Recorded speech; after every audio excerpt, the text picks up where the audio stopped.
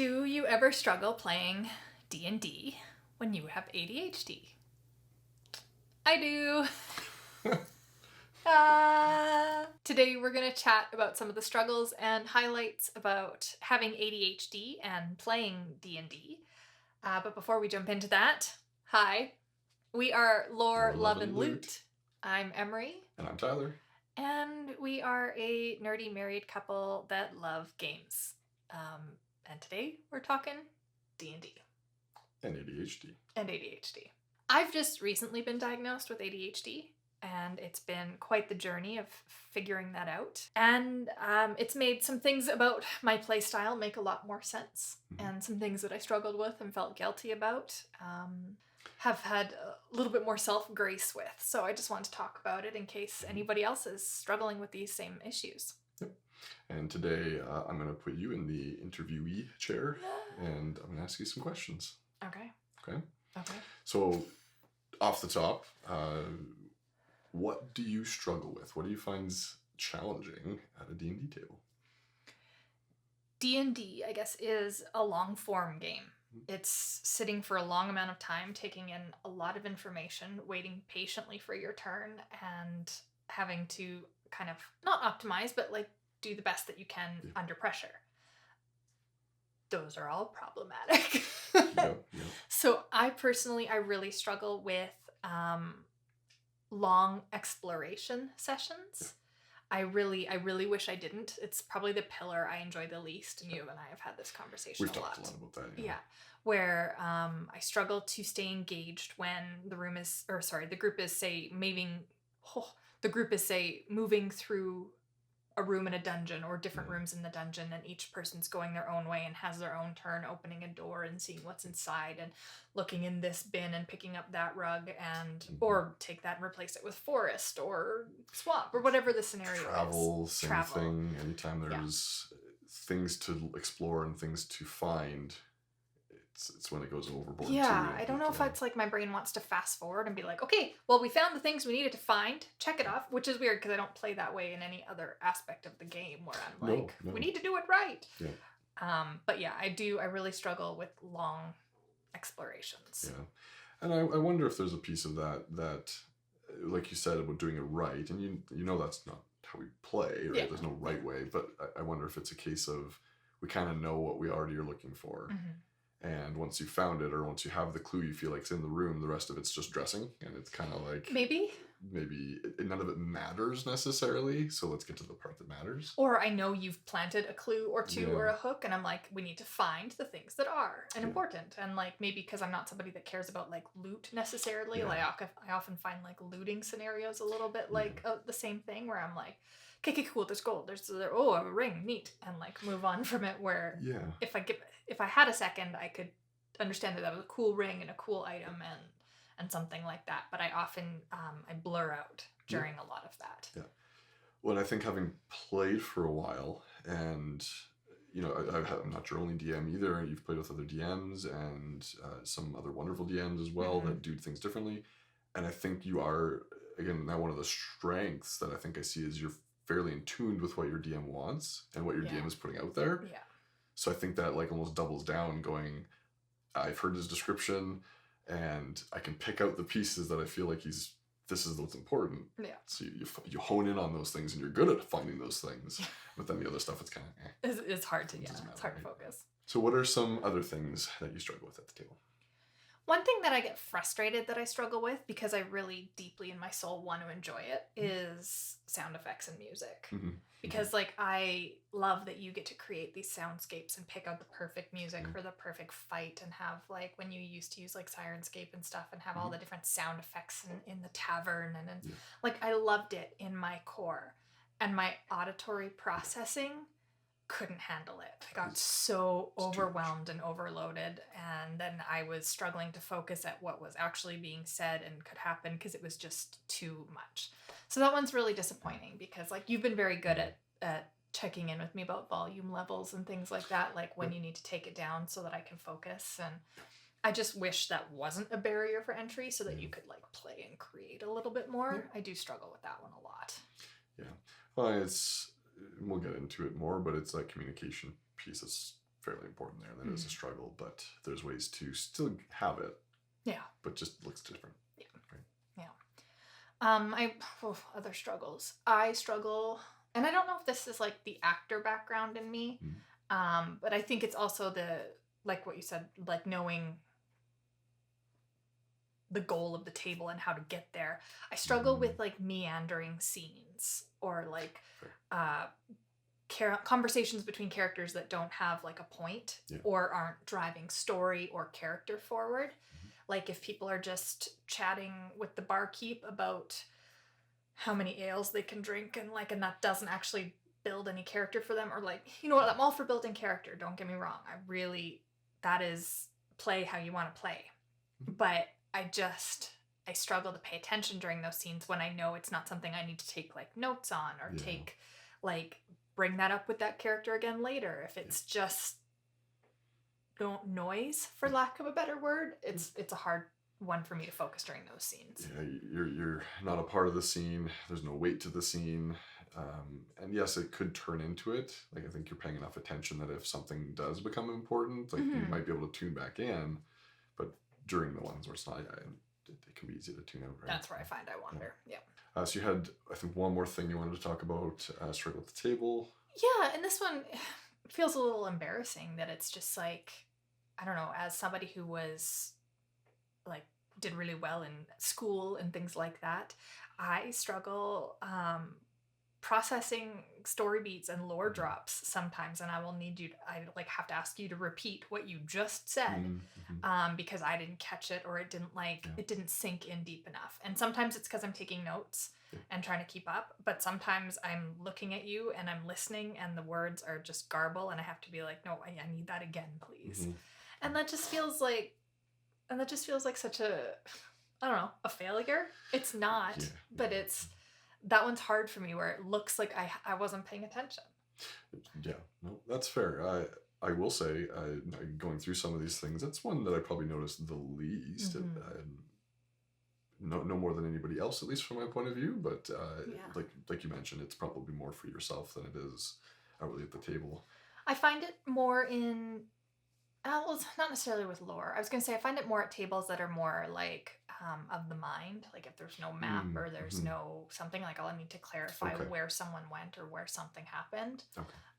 But often if it's lore, it's tough. Yeah. Keeping notes keeps me on track a little bit more for that one because I'm processing it as I'm hearing it. Right. But sometimes it's it's just not hitting any. Gotta ask again, right? Yeah. So I share those in hopes that you don't feel so alone if you also have ADHD and are struggling with some of these things. And I know other people struggle with lots of different things, like having a screen open in front of them. Like having D&D Beyond is wonderful and has saved me so much trouble. But the temptation to just open another tab just floats right there. And if any of these things happen and I get distracted or get lost, it's so tempting to scroll or zone out, and that's not good player etiquette and behavior. So I fight against that one tooth and nail, but it's there. So it's a tough one, and obviously I'm in a different spot of the table, and have a different level of eyes on the table, I guess, sometimes. And there's times where I can see you're not the only one necessarily at the table, but you can see when that attention is wandering a little bit, right? So with these things that you've identified as being some struggles you have at the table, you've also discovered a few tools that can help with that. What are some tools that you can use? So these are some things that help me. And I also reached out to a couple of my friends that I know have ADHD and play D&D, and these are things that have helped them as well.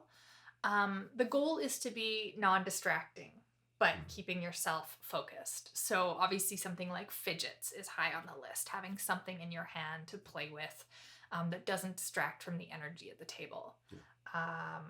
I myself have a set of magnetic dice that I just roll and play with. I used to stack dice. That's not great because the dice tower falls down and people don't like that.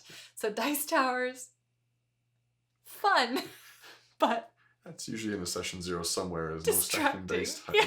Sorry. Another big one for me was having crafts at the table. Yeah. And that's something I've had friends mention, like when they play online, they just have their crochet with them, something that you don't need to look at or highly focus on. I do chainmail as my primary craft, and so I won't do like a super complicated or loud weave, but I'll just like quietly pre-open a bunch of rings for my next weaving session. Something that keeps my hands busy, that's not taking my mental focus, but is just allowing me to fidget. Yes, yeah. Well, and you touched on a very important thing there, that from an educator standpoint, I bring this in as a teacher, and one of the things you teach when you teach proper use of fidget toys is that it should always be a secondary focus. Right? The fidget is not necessarily a positive thing to use if it's distracting you from the thing you're supposed to be paying attention to. Yes. Right. So it shouldn't be the primary distraction. It should be a secondary distraction, right? Where you're using this tool to help you focus on the main thing you're trying to do, whether that's in school or at a D&D. Yes, that makes total sense. So what is another tool that you use? Taking notes really helps me, especially if it's during like a complicated lore drop or trying to pay attention during a conversation that it doesn't involve me or something like that. I'll note down what's happening in the conversation so that I can go back to that later and recall it, both in game for character and out of game for myself, and refresh. If I didn't take notes, I would be incredibly lost. Yeah. And the physical act of it, like I type my notes while we play, and just that typing it out, the regurgitation of information as I get it, helps settle it in there. Yep, fair. And if you want any tips about taking notes, you can check out our video on note taking. I don't do this as much, but I saw this as a suggestion online.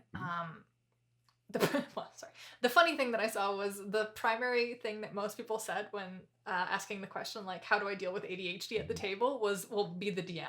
Because they have so much going on and so much to track, and there's no downtime and no time to like not think about it. It's a good point. Yeah. You are always on, right? Yeah. So you're always engaged. You're always listening. Good point. Yeah.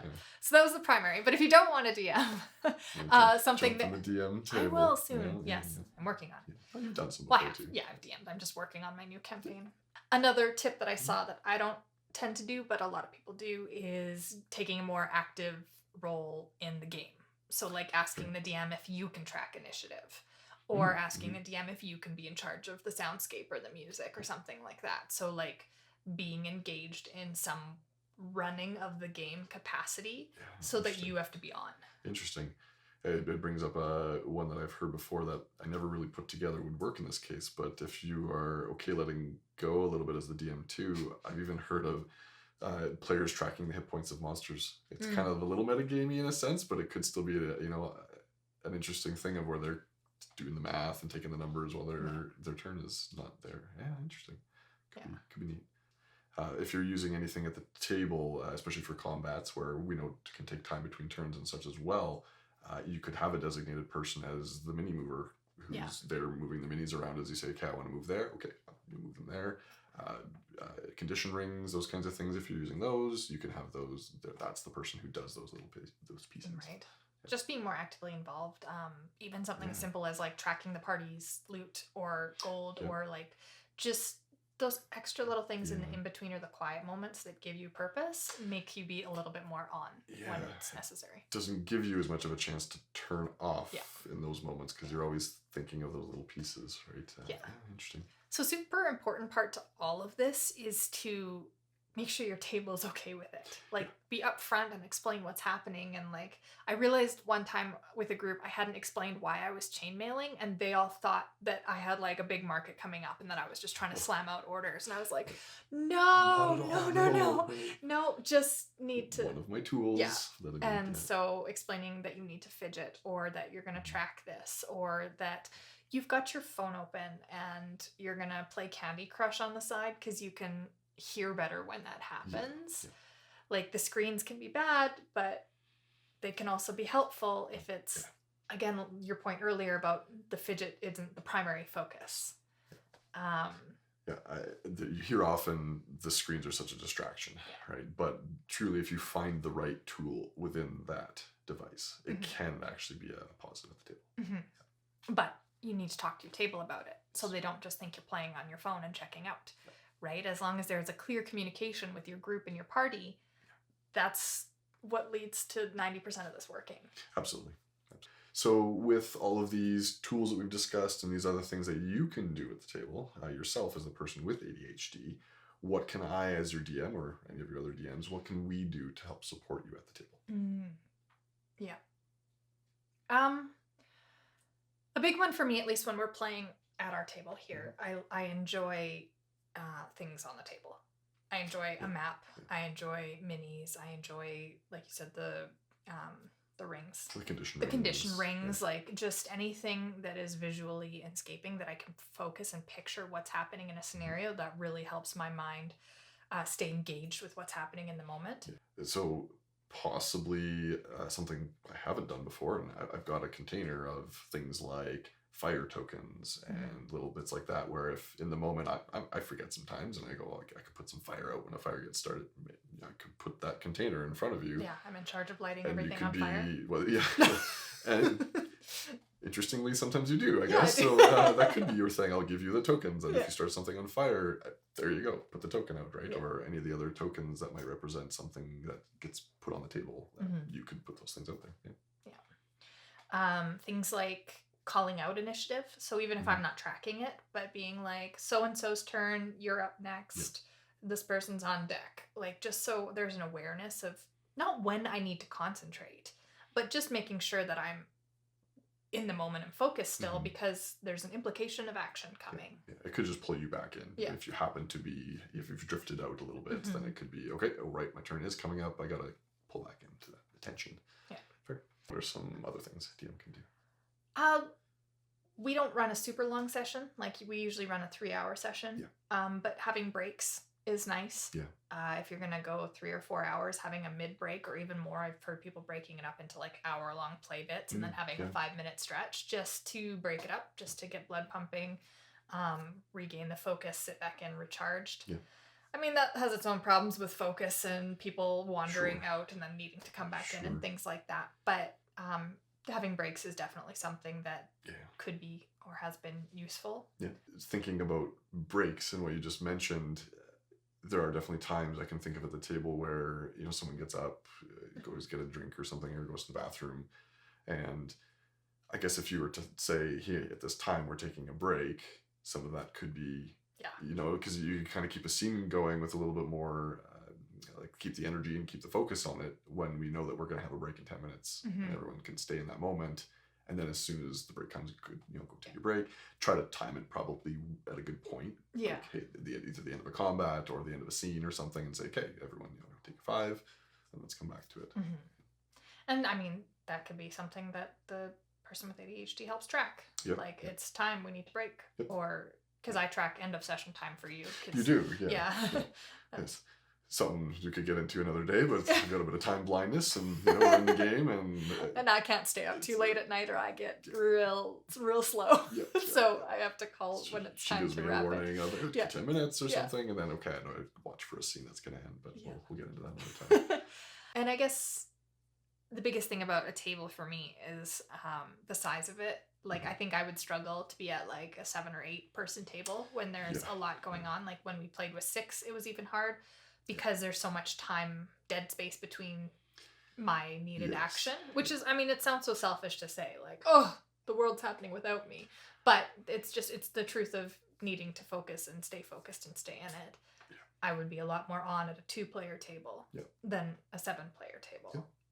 Well, we had a 2-player game a couple summers, well, it's more than a couple summers ago now, but we had one, and I would imagine, you'd have to correct me if I'm wrong, but you were on the whole time. There was no time to really disengage or to check anything. You were always in the scene. Yes. Right? Which was very funny because that 2-player game, like, we both have ADHD, now diagnosed, which we didn't know at the time, but it just worked out really well for us to play through in that type of scenario. We have its own, I don't want to call it a curse or anything, but it is something that's very known about, D&D and other role-playing game systems, is that combats take a while. They do, right? We do everything we can to speed them up, knowing when your turn's coming, being prepared, all those kinds of things. But it still takes a while. It takes a little while between turns, and the more players you have, the longer it's going to be. It's just It's just true. Right? There are some things that the DMs can do and players can do to help that, and we do what we can. But it's just 6 players. It's tough. Yeah. We're at a table with 4 now, and it's definitely improved for sure. Very much. I still could see some strength in going down to 3 even, and it just increases the time that you are on, right? Yeah. The time where you're engaged, you're part of the scene. And if you're never not part of the scene, you don't have time to look away and to disengage, right? Is there any other things that you can think of that would help support having players at the table with ADHD? So we've got a few of us. Yeah, the first one that comes to mind really is, and we've kind of just alluded to this, but D&D does have that piece to it where it takes a little while for the combats and takes time between turns. So I want to try some different systems and not necessarily change the main one right away, but just kind of get some bits and pieces from other game systems to potentially either bring into D&D or even play a different system. Right.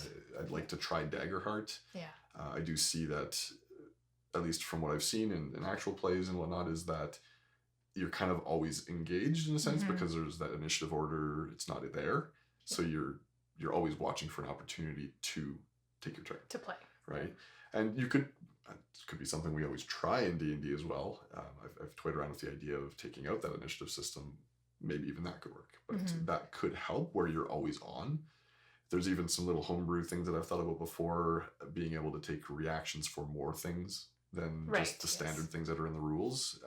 There's been plenty of times when someone said, "Oh, can I catch them as they're falling?" There's not really a rule for that as a reaction unless you prepared it, right? So maybe why not let them use a reaction to just do something out of the blue that's not too big. On somebody else's turn. But on someone else's turn. So you're watching for, hey, can I help them in this moment, right? One other one that I want to try, we've kind of toyed around with it, is making the help action even a reaction. Right. Someone's about to do something and you reach out to distract the enemy so that they are able to hit. It still uses your reaction, it uses a resource, but you're always watching for those ways to help engage on other players' turns. So maybe. Just a little more active. Yeah, exactly. A little more active gameplay. Yeah. I hope this was helpful for anybody who's feeling like they're struggling at the table or feeling embarrassed or frustrated with struggling with gameplay. You are not alone. There are as many of us out here. I think the biggest thing is about communicating with your table what your needs are, and before the game even begins. And if you're interested in hearing how Tyler runs a session 0, which is the pre-game 1 session, you can check out our episode on session 0. Otherwise, have fun rolling, and we will see you next time. See you in the next one. Bye. Otherwise... I don't know where you're going. I don't either.